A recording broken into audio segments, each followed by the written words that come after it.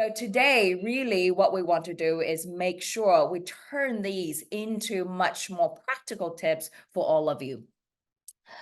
So exactly 2 weeks ago today, I said goodbye to a life that I know so well for 23 years. So I've been working full time 23 years, started my working life in Auckland, in New Zealand, while I was studying. I was working in Spark, formerly known as Telecom, for full time while I was studying full time as well. And with that, I've been working nonstop. I've been studying and working full time. And I thought this is going to be it. This is what I'm going to do. Continue thriving in corporate, in startup, working for someone. That has been really very much what I sort of a little bit of a self-belief, a little bit of what I'm comfortable with, even though with my job, I've taken a lot of experimental journeys of trying different industry, trying different countries. But I thought I would always work for myself. But exactly 2 weeks ago, I said goodbye to that and really invested all of my time, full time, into the HR transformation company that I founded and have a small team working with. And I work with startup founders and co founders and teams, really think about how do we propel their team and their business to the next stage.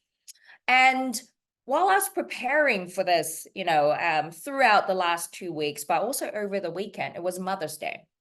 So the present I received for Mother's Day is actually getting a uninterrupted 1 hour of reading in a cafe.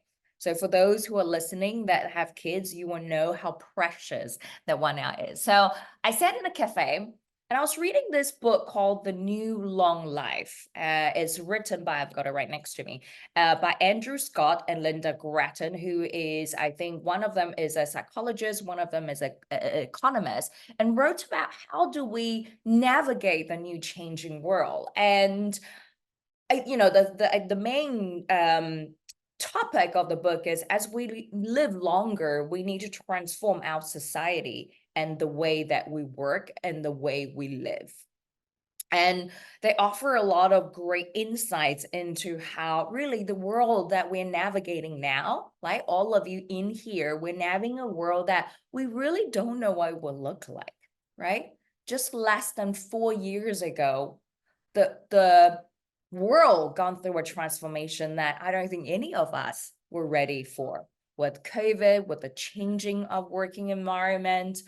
And that means that we really, really need to take a different perspective on how do we think about work, how do we go about our life, and how do we ask the different questions.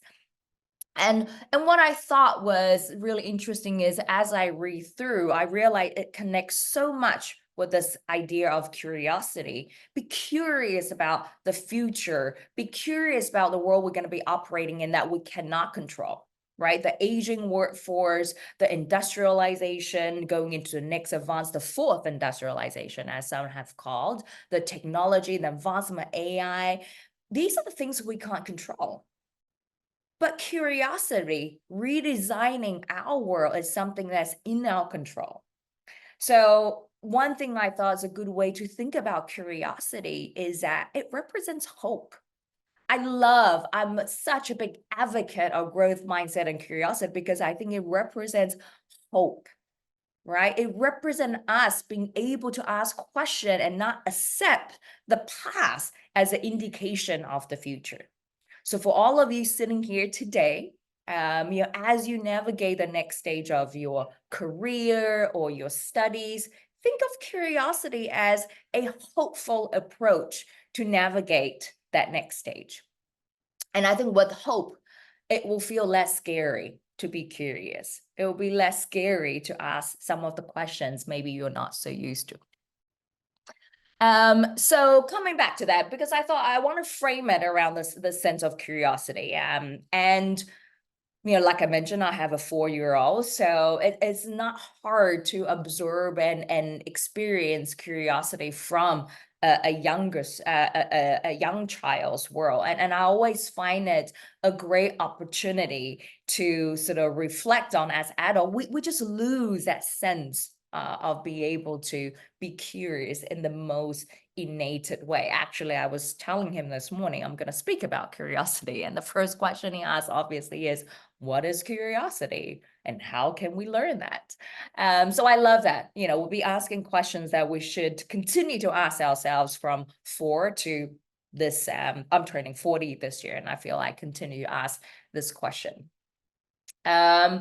So before I go into tips, I think curiosity, though, starts with a mindset first, right? Like I mentioned, and it represents a sense of hope.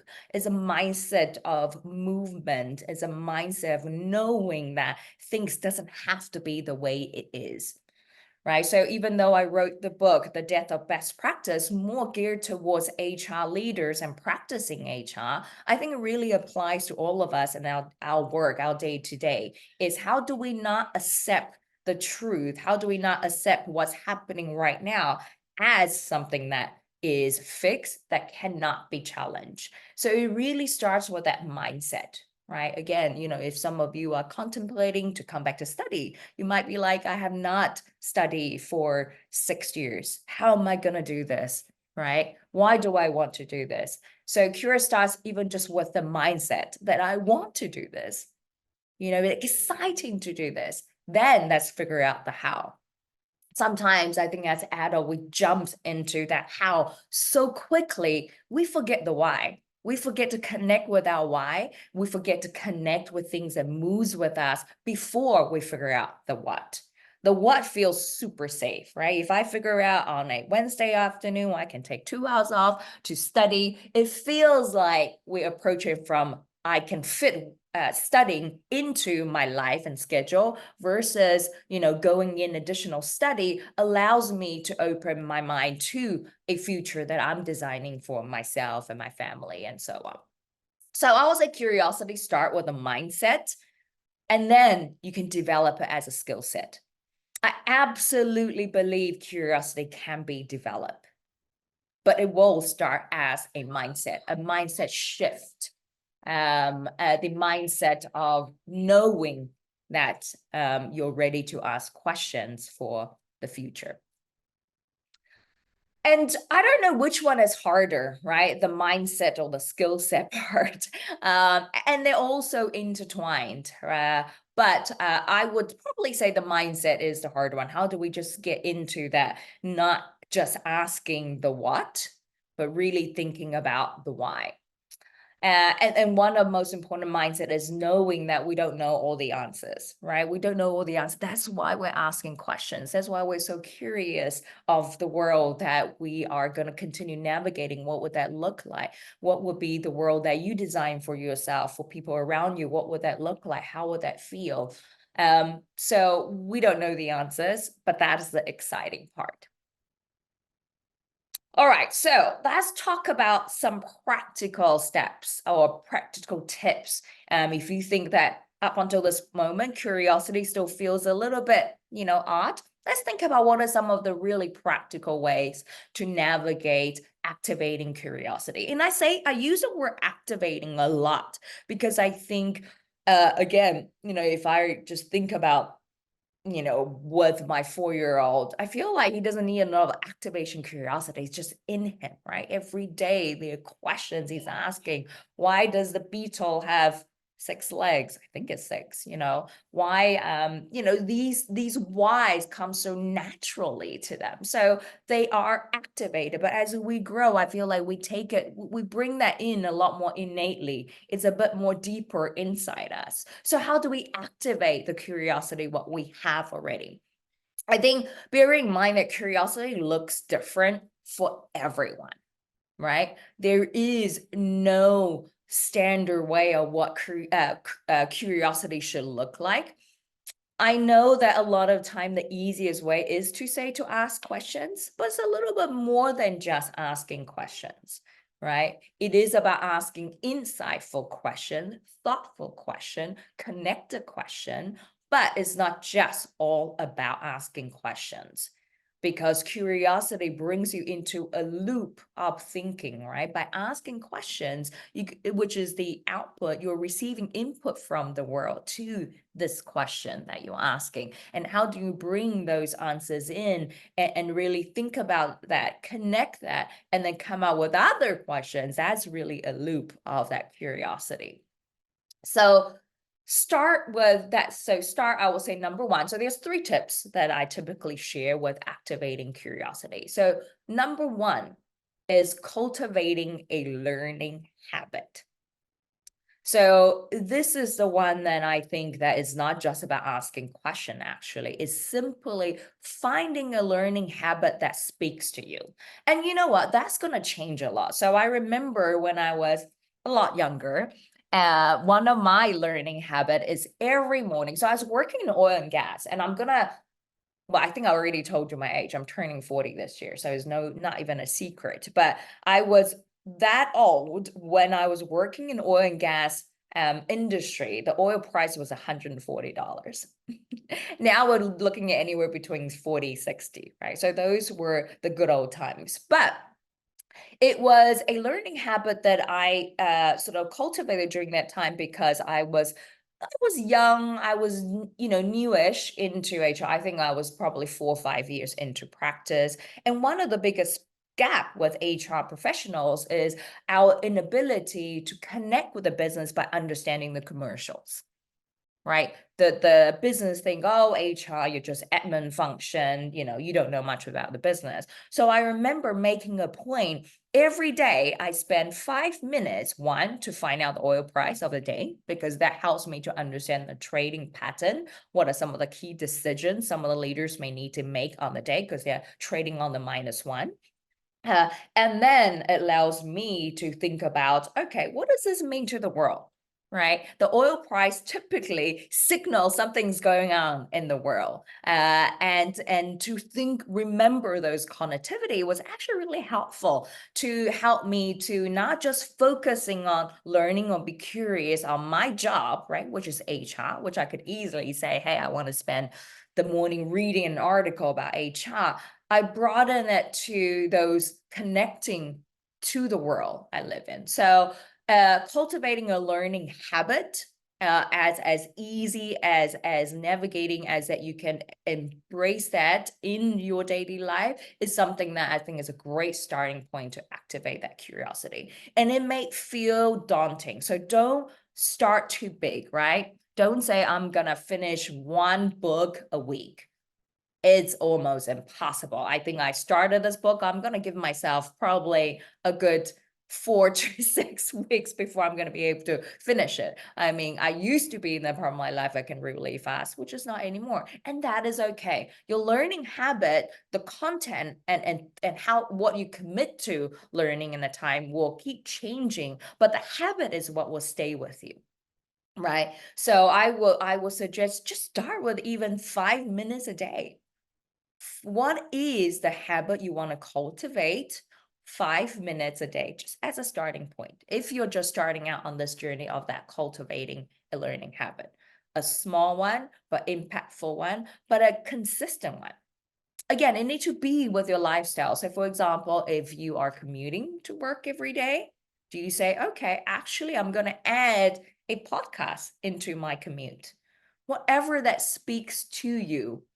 And once you start practicing, start cultivating that habit, learning stop feeling so overwhelming and so scary as well.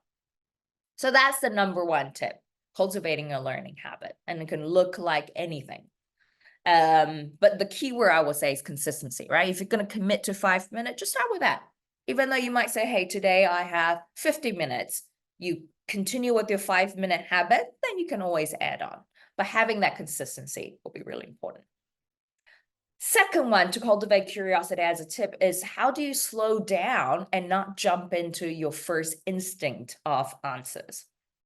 I think as adults, one of the challenge is that I think curiosity links to how we are being perceived in the world around our knowledge and what we know, right? the idea of competencies is socially constructed.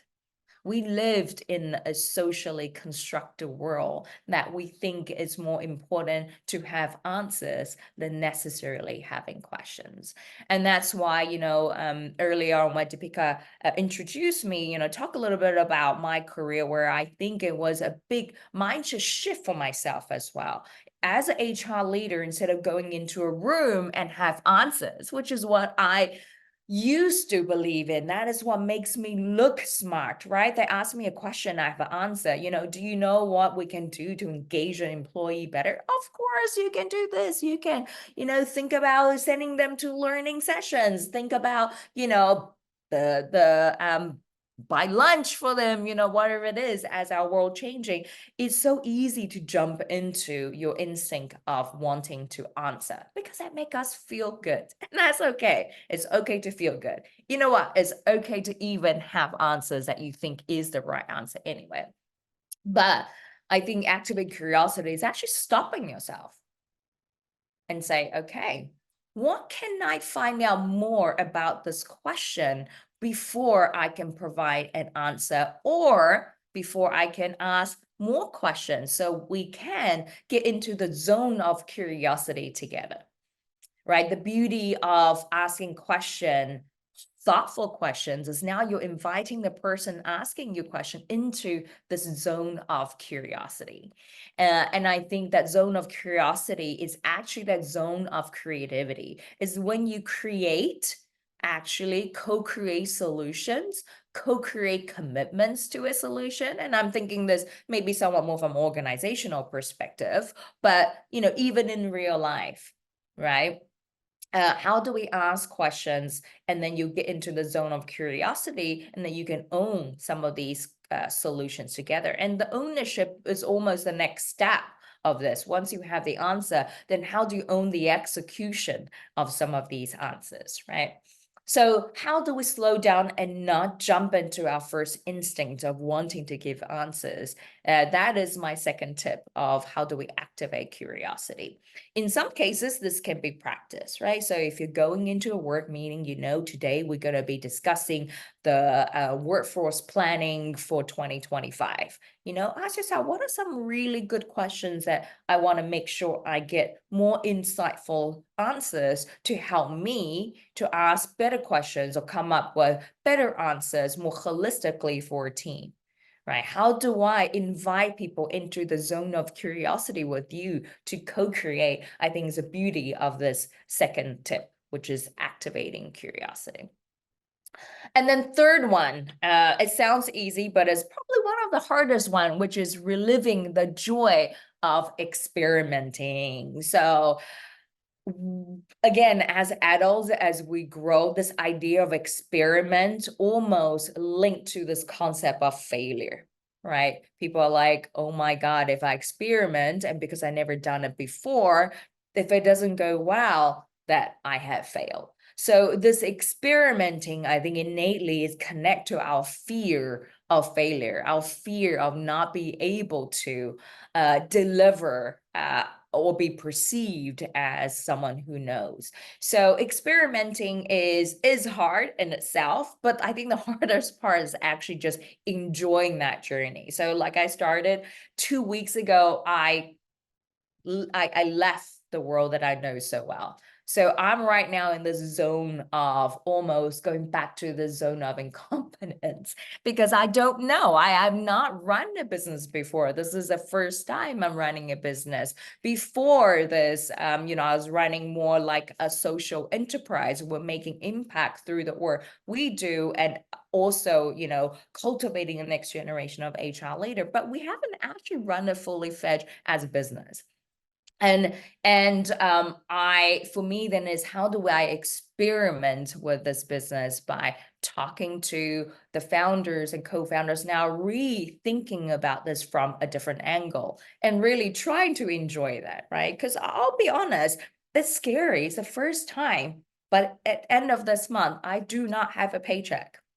I enjoy having a salary. I enjoy having the stability, the known, right? Like having the security is your known item that's in your life. It's so comfortable, right? And sometimes that's what's stopping us trying to do something different, is that comfort. But how do I enjoy that while I'm sort of sitting with those discomforts? So I think reliving the joint experiment right now is actually what I really love, is just to reconnect with people that I haven't had the chance to do before. When I was working full-time and also running a social enterprise, I almost didn't have time, right? People will say, hey, Susan, can I meet you today for an hour? And this is a key agenda and topic. So the experiment that I'm doing right now is, how do I go into some of these meetings with no agenda, just learning, just tell me about what's going on, what's happening with your life, right? So that is sort of the experiment I'm going through right now, and trying to enjoy that. For some of you who may not believe it, I'm not an extrovert. So I find this idea of talking to a lot of people just for the sake of talking to people, well, not for the sake of talking to people, but without what I'm used to. Again, going back to being so used to our comfort zone of having very clear agenda, what we're trying to achieve, what we want to get out from it. I'm not an extrovert, and it was really, really exhausting. But how do I find joy in those exhaustion? And right now, my tip is, how do I reflect? I take time to reflect on every conversation and say, what have I learned from this? And how does this help me to think about the future I'm shaping for the company, for the team, for the startup ecosystem that I'm continuing to operating in as well? And also, the joy of experimenting means that for me, it's also going to places that I'm not used to going. So not so much like presenting, like today, I have done quite a bit of these presentations, but, go, for example, on Wednesday, I'm going to a whole day conference for startups, where technically I'm count as a startup because now I am a founder of one. And I'm not used to sort of going into that environment and put on a different hat. So, and also participating in different events that I'm not so used to. And that is uncomfortable, but extremely interesting as I meet different people from the different walk of life. For example, also working a bit more closer with the Asia New Zealand Foundation, really thinking about the connectivity of what we are doing in the startup ecosystem here in Asia and how that connects to the growth of New Zealand. One thing I think about activating curiosity is, think about it as the ecosystem around you, right? Curiosity shouldn't feel so lonely. It isn't you just sitting there reading books, isn't just you sitting there doing your course or, designing products. It's not a lonely journey. Curiosity, like I mentioned, is, how do you invite people to your zone of curiosity? How do you think about the ecosystem that you're part of? So I think part of the joy of experiment is actually sit down and think about your ecosystem. Who are the people around you that is in your ecosystem that you can be part of this curiosity journey together? It should not feel lonely. That activating of curiosity should not feel lonely. So I want to pause here. There is also the practicing grit, but I think that there is something that you're interested in, please, you can read in the book. Also, there's quite a few really, really interesting research on grit if you're interested in, but I do want to pause here just so that we have a chance to answer any questions. Thank you, Susan. That was wonderful. Lots of tiny notes I made while you were speaking, and I can see that there are a couple of questions on the Q&A screen. So could the attendees post more questions if you want Susan and I to discuss these and add a little bit of our thoughts on these questions. So while people are doing that, I just wanted to quickly recap a few things that stood out to me. I really like the way you framed the world being in this flux, constant changing situation, and then curiosity being like that, torchbearer with hope, and signaling that hope that yes, if you're curious, there are solutions that can be found. If you're curious, there are different ways of looking at that future of work. So really love that. And I also loved your idea of, looking at curiosity as an ecosystem. So when you say ecosystem, Susan, so what do you think could be some key parts of that ecosystem? So I think the ecosystem could be anything as small as just your family, the people around you. Who do you spend the most time with? Actually, let me take a step back. I think people who you spend the most time with is almost the immediate part of your ecosystem, right? And I recognize some people might say my current situation, I don't like the people I work with. I think there's a question about, closed mindset, which we'll get to. Identifying your ecosystem is fairly, I want you to be value neutral about it. So we're not sitting there and say, my ecosystem, this is the part I like, this part I don't like. It's just simply identifying those connective dots around you, which should be value neutral.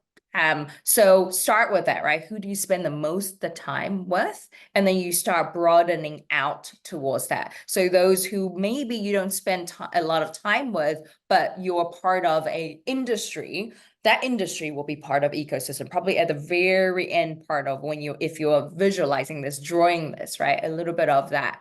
But it's big, right? It embodies and has high impact through the work that you do since you're in the industry. But maybe your closer ecosystem is where you want to start with that invitation of curiosity into that zone of curiosity. Yeah, absolutely right. And I think we do have a choice. Who do we include in that ecosystem? People who nurture that curiosity rather than stifle that curiosity for us, right? Absolutely. Yeah, and excellent tips around cultivating a learning habit, consistency, and slowing down. Sometimes, we are in a hurry, and that reminds me of Stephen Covey, the management guru, who wrote the 7 Habits of Highly Effective People. And when you were talking about that, what immediately came to my mind was that wait to be understood before, you can go out and want others to understand you. So understand others before you do that. Joy of experimenting, yes. And I think certain times people hesitate to be curious and experiment because failure looks like this big beast. Absolutely.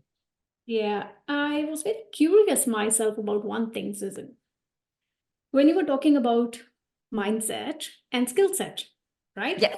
And I was thinking, how that old saying, are you born with a trait or can those be cultivated? So a question that came to my mind was, are some people born with a stronger curiosity muscle than others? That's a good question. I think as human being, there are dispositions that we're born into, but I'm also very mindful that we are also product of our environment, right? So you could be born with the strong curiosity muscle, which I actually think most kids are, being surrounded with kids with a lot more with my own. But I also recognize that how parents and teachers in a very quick fashion can either activate that or suppress that as well, right? So I think what we see as adults as an outcome of that a lot of time is through the life journey that I've gone through.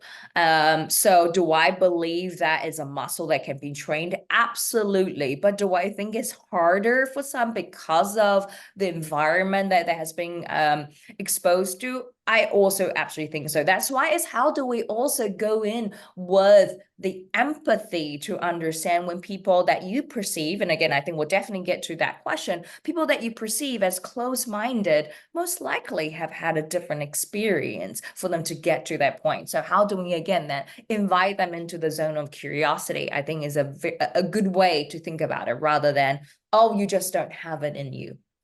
And I think that nicely segues us to this question, which is also the most voted question. Do you have any advice about working with teammates who have a closed mindset? And then how can we role model an open mindset with these individuals?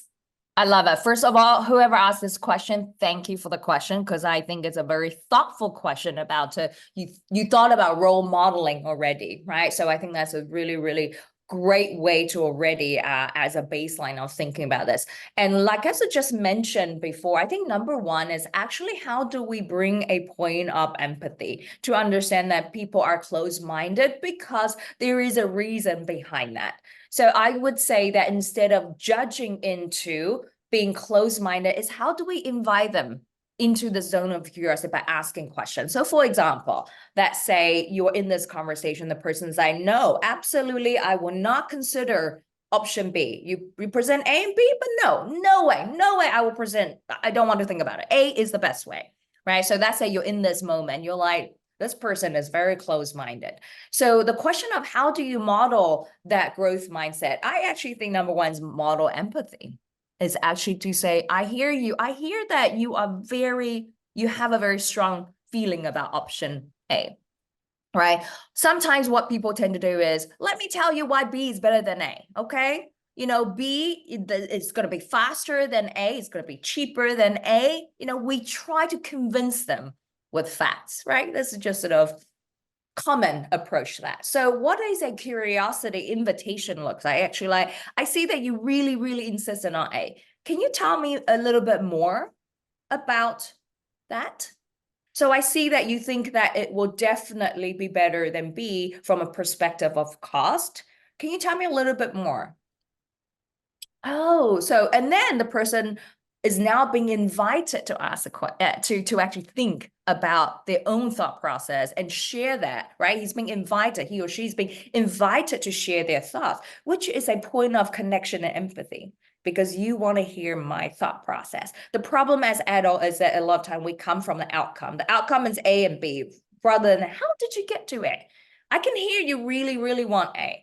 So tell me a bit more, actually. I can see that you really think that this is the best option. I don't understand it right now, but can you tell me a bit more about your experience?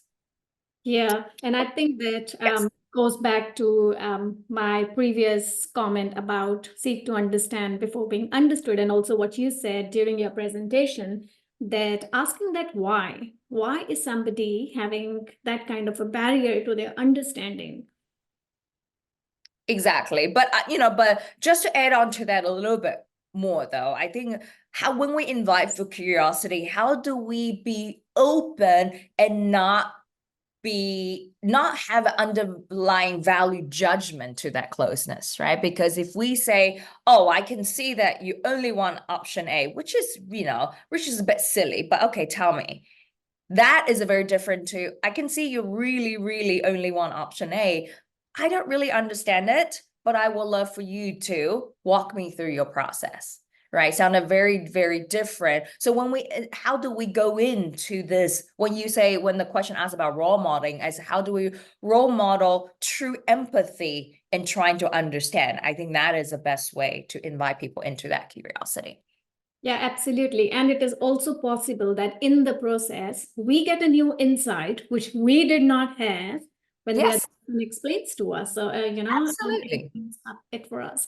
The next question, which is again, quite a few people have voted for it, is that with the kind of HR experience that you have, Susan, do you have any advice for those people on the call looking to transition to a new sector where they have not worked in before?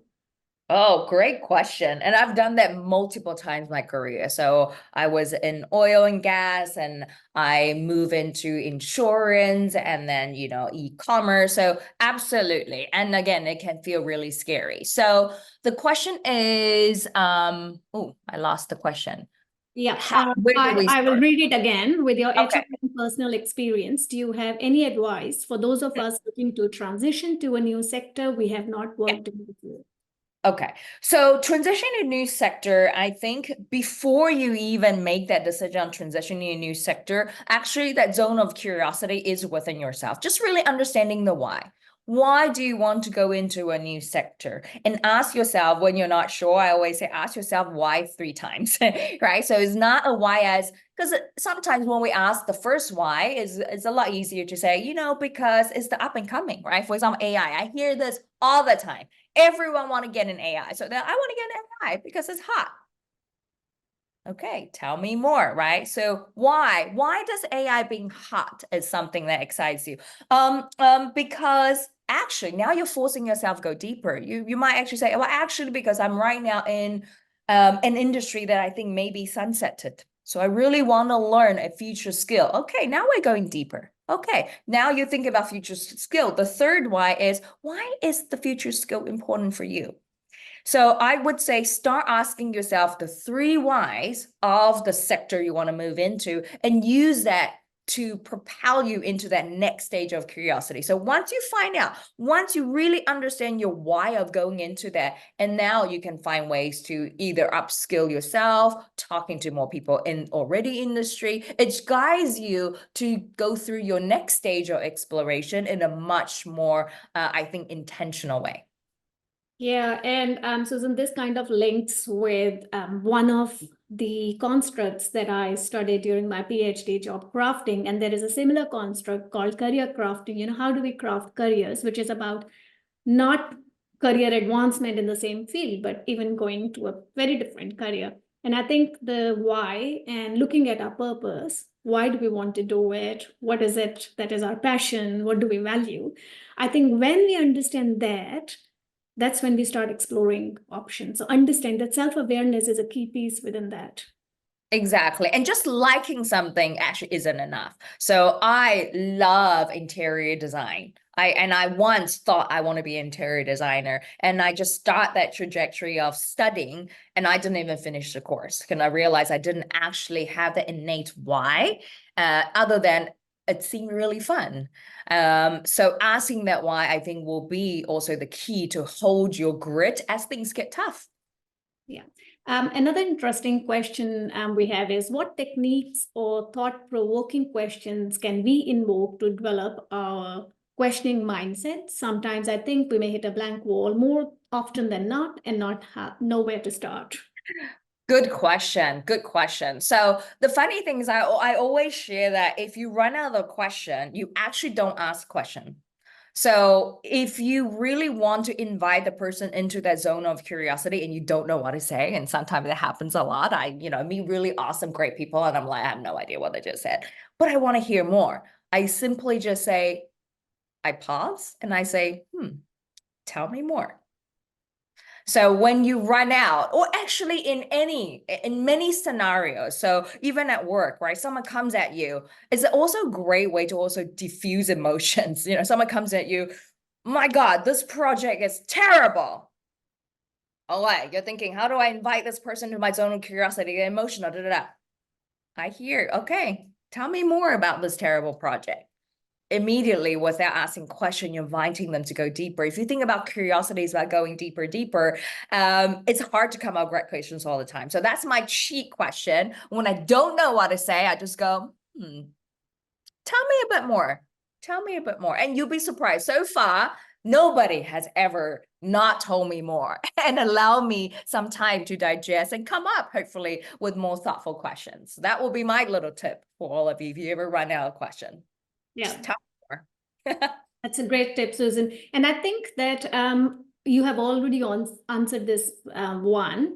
So this is a strange question, but how do you decide what to be curious about, or how do you decide what interest to put more focus on? And I think you answered when you said focus on the why.